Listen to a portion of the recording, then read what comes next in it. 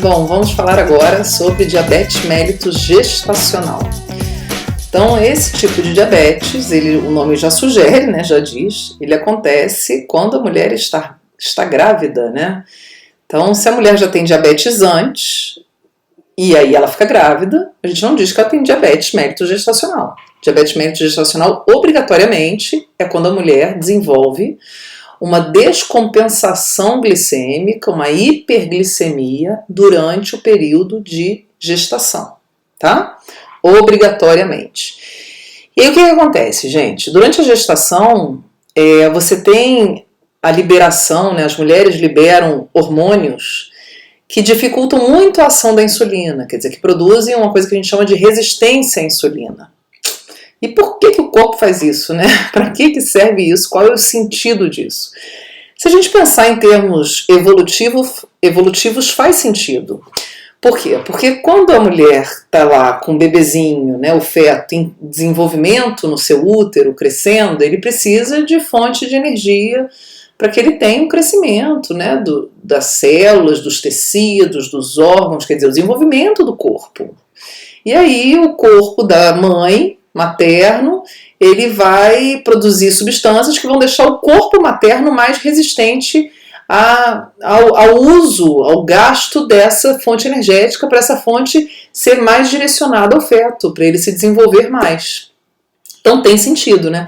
O problema é que quando isso descompensa e você tem uma hiperglicemia materna, essa hiperglicemia pode começar a trazer danos não só para a mãe, mas como para o feto também, tá? Então vamos entender um pouquinho mais como é que é isso.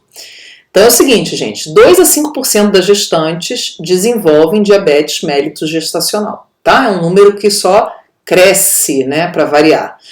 Bom, os fatores de risco. Então a mulher precisa, além de o próprio quadro, né, a condição de gravidez já é uma situação que predispõe.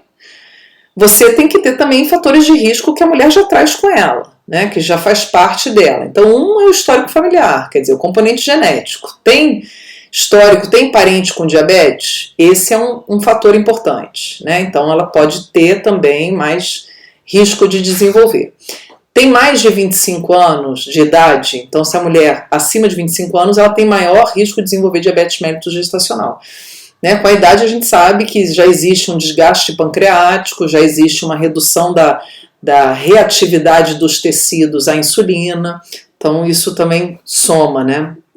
Tem sobrepeso, então se a mulher está acima do peso, então excesso, um tecido adiposo a mais, você também tem uma dificuldade da ação da insulina, né? Uma redução de efeito.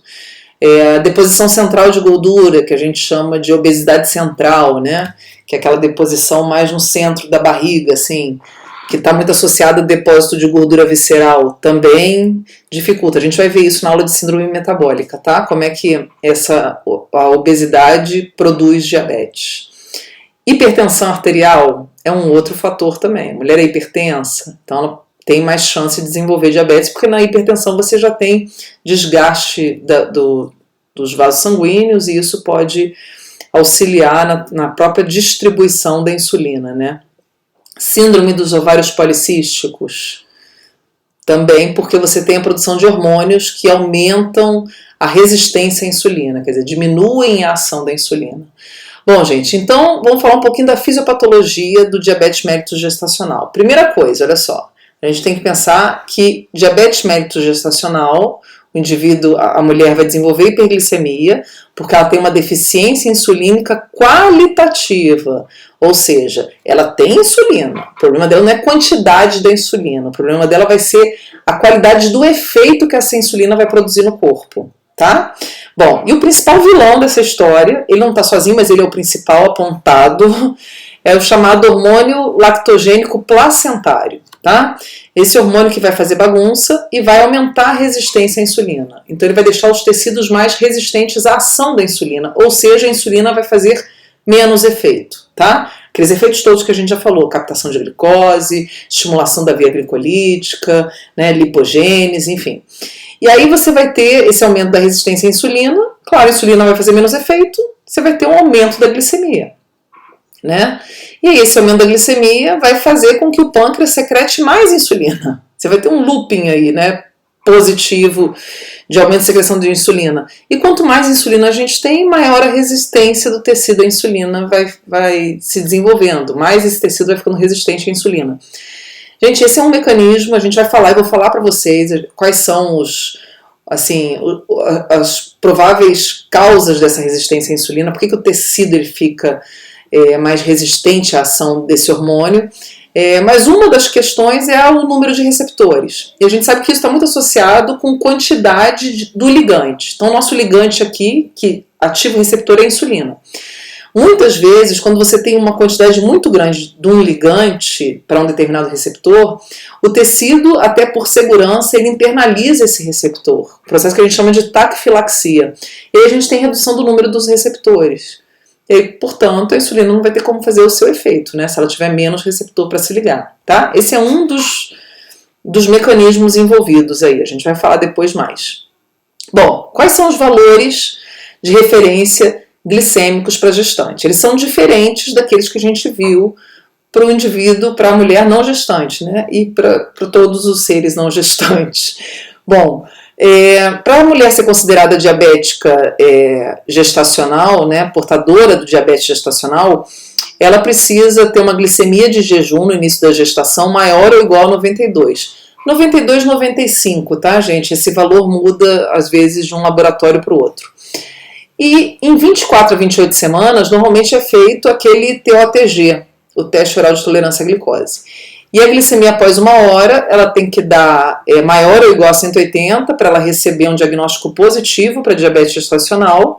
E 2 horas tem que dar maior ou igual a 153. Quer dizer, se der menor do que isso, ótimo, maravilha, ela não tem diabetes gestacional, tá? Então esses são os valores de referência. Então vocês veem que o jejum ele é mais rígidozinho, né? O indivíduo não gestante pode aumentar essa glicemia pode chegar até 100. Na mulher, na gestante, não, ela só pode chegar 92, 95, como eu disse para vocês. Então, como é que é feito esse rastreamento? Olha só. Então, na primeira consulta do pré-natal, é solicitado exames de sangue, né, para fazer todo um escaneamento aí para ver como é que está a condição de saúde da gestante. E nesse exame é solicitada a análise da glicemia de jejum, né? E aí, então, se essa glicemia der menor que 95 ou maior ou igual a 95, é daí que a gente parte. Se ela der maior ou igual a 95, rastreamento positivo, a mulher ela já é considerada, observada como portadora de diabetes mellitus gestacional, tá? Se der menor que 95 e ela apresentar, aí tem que ver, deu menor que 95, beleza, a glicemia tá bonitinha. Agora, essa mulher tem 2 ou mais fatores de risco daqueles que a gente listou? Hipertensão, histórico familiar, sobrepeso. Aí, não tem. Ótimo. Então, se ela não tem, o que acontece? Rastreamento negativo. Descarta. Beleza. Fica de olho, claro, né, durante a gestação toda, mas por enquanto tá legal. Agora sim, ela tem 2 fatores de risco daqueles que a gente listou. Então tem que repetir. Glicemia de jejum na 20ª semana, tá? De gestação, repete glicemia de jejum. Beleza. Deu menor que 95, ótimo. Manteve. Perfeito. Rastreamento negativo. Não, agora tá maior. E a tendência é realmente, às vezes, aumentar, gente, tá? Porque a gente vai ter mais participação daquele hormônio lactogênico placentário mais pro final até, né? Da metade pro final da gestação. Não, aumentou. Maior ou igual a 95. Então, rastreamento positivo, tá? Já considera como diabetes mellitus gestacional. Aí tem que fazer toda uma correção de alimentação, fazer exercício, né? Aquelas medidas principalmente não farmacológicas, tá, gente? Normalmente na gestação existem alguns fármacos orais que são prescritos, mas não é o ideal, né? Porque não se sabe muito bem a segurança desses medicamentos em razão do bebê, né? O mais seguro na realidade seria a insulina, mas é mais complicado também a terapêutica, né?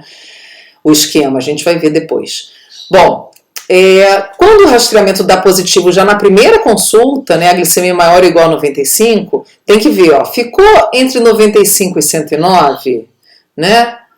Se ficou entre 95 e 109, fazer o TOTG, tá? Então, na 24ª e 28ª semana, fazer o teste oral de tolerância à glicose. Com 1 hora, deu menor ou igual a 180 e 2 horas menor ou igual a 155, rastreamento negativo. Então fez o TOTG e os valores deram menores do que esses, beleza, não tem diabetes mellitus gestacional. Agora deu maior ou igual a esses valores aí, ó, em 1 hora maior ou igual a 180, em 2 horas maior ou igual a 155, diabetes mellitus gestacional, tá? A gente considera. Agora, se aqui, né, na primeira consulta, deu maior ou igual a 95, né, e foi maior ou igual a 110, aí tem que repetir a glicemia de jejum, tá? Então, repete esse exame para confirmar o dado, né? Repetiu, deu menor que 110 ali, TOTG, né, que daí cai aqui, ó, tá?